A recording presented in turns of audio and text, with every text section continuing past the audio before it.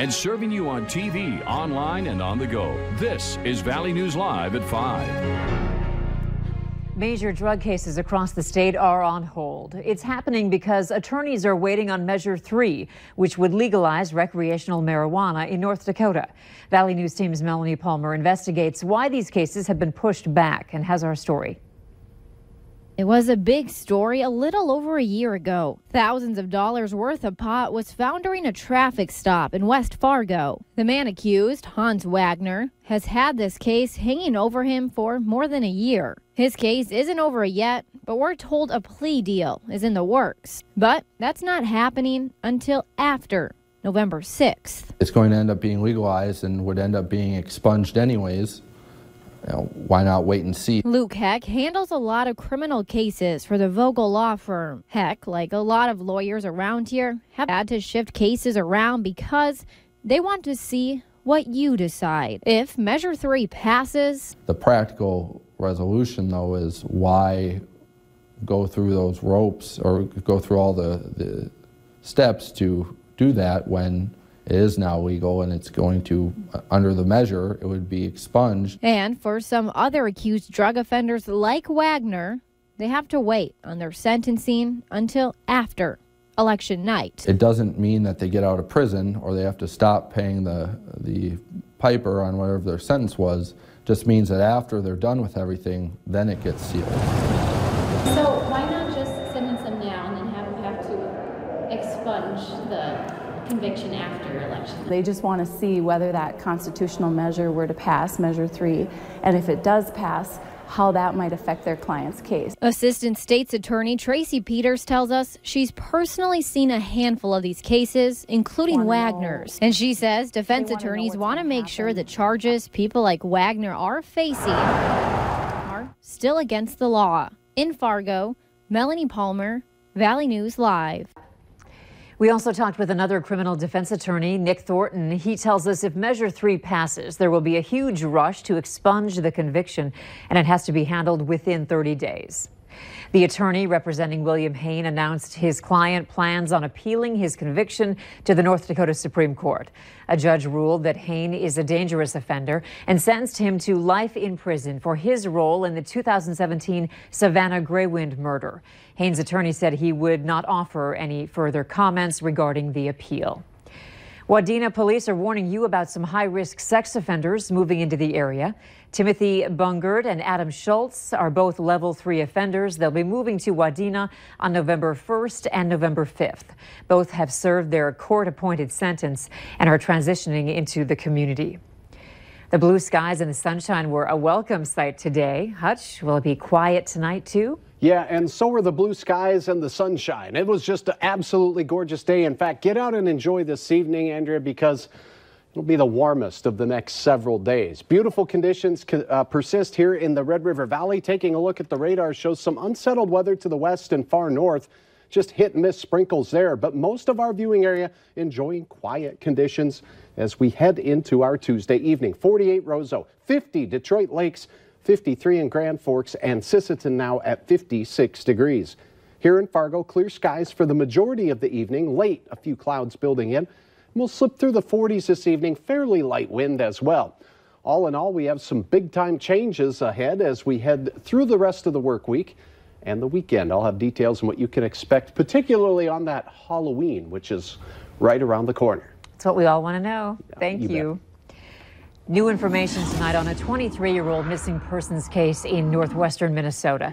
The Kittson County Sheriff's Department says they are not giving up looking for the body of Becky Jo Look.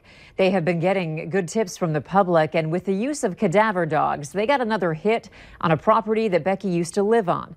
Valley News Team's Maddie Gelseth went out to the site and shows us what they found. It all started with 2 cadaver dogs stopping at the same corner of this shed. It hit on the corner of the building, and well, that was interesting. It was a positive confirmation that this dog says there's something buried here and it's human. Monday, the department moved the building off the property. And Tuesday, they dug up a slab of concrete in hopes to find the body of Becky Jo Look. Becky went missing in the fall of 1995. This building, we believe, was built just a couple years later based on stuff that we've learned. Porter says the timing of the building and the way it was built is suspicious. And we're hoping the dogs are telling the truth to get closure for the family. Sadly, they didn't find the body of Becky Jo Look under this slab of concrete, but they told me they aren't giving up. We got other places we're going to keep looking. Reporting in Helma, Mandy Jalseth, Valley News Live. Sheriff Porter says the case got a breath of life because people came forward with information on the night Becky went missing. He is still asking the public to do that. A threatening message found inside the bathroom at Roseau High School has some people on edge. A Valley News Live viewer submitted a picture of the threat in question. It appears to say, "Death will come to you all," scratched into a toilet paper dispenser in the boys' bathroom. Superintendent Larry Gugesberg of the Roseau School District sent out the following message to parents this morning regarding that threat, saying that the school is taking it very seriously. Gugesberg also says the school is conducting an investigation regarding any person who comes forth with information leading to the person responsible. However, the school was not put on lockdown or evacuated, as the school didn't view the message as credible. No further information was released to Valley News Live. It was a frightening bus ride to school this morning for some students in Bemidji after a car slammed into their bus. The crash happened just after 7 a.m. at the intersection of Hubbard County Road 9 and 229th Avenue. 19 students were on the bus at the time. Some of the students were bruised, but none of them were taken to the hospital. The driver of the car was taken to the hospital with injuries. That crash is still under investigation.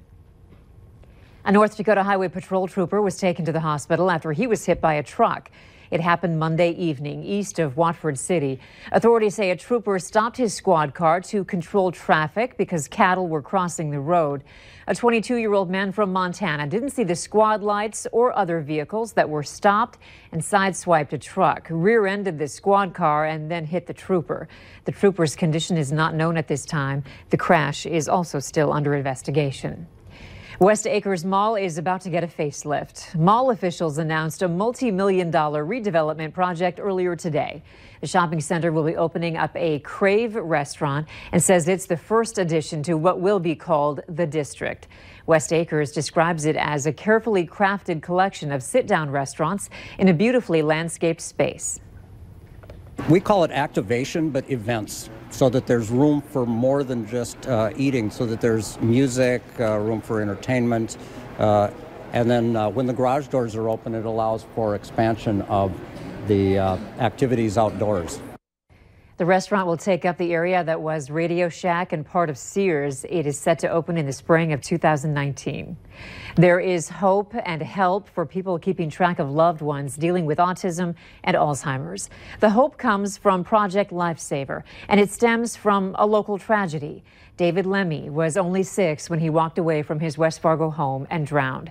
David was autistic.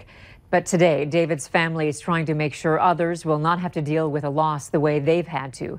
They have partnered with the West Fargo Police Department to fund the David Lemmy Scholarship. It will provide transmitters for people with cognitive conditions, ensuring that your loved ones return home safely. We have those in databases, so when the family calls 911, no matter where they're at in the country, they can say, this is where they're at, this is what we got, and this is their frequency. And then we can track that signal individually. The scholarship will fund the startup and yearly maintenance fee for families who join Project Lifesaver. For more information, you can visit our website and click on this story. The West Fargo School District is mourning the loss of a friend and colleague today. School officials tell Valley News Live that 64-year-old Don Dietz died at Liberty Middle School. They say he had a heart attack. Dietz was a longtime custodian in the West Fargo school system. He started with the district in 2004. He was found by a staff member around 6 this morning.